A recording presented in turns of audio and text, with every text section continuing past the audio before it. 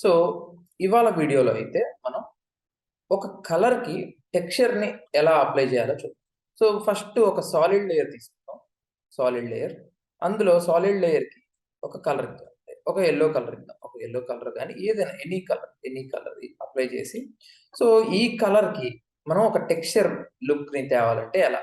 So, first టెక్స్చర్‌నైతే import చేసుకోవాలి. Double click ఇచ్చి మీడియాలో డెస్క్‌టాప్‌లో నేను డౌన్‌లోడ్ చేసి డెస్క్‌టాప్‌లో ఒక ఇమేజ్‌ని పెట్టాను. డౌన్‌లోడ్స్‌లోను, డెస్క్‌టాప్‌లోది ఇంపోర్ట్ చేసుకోవాలి.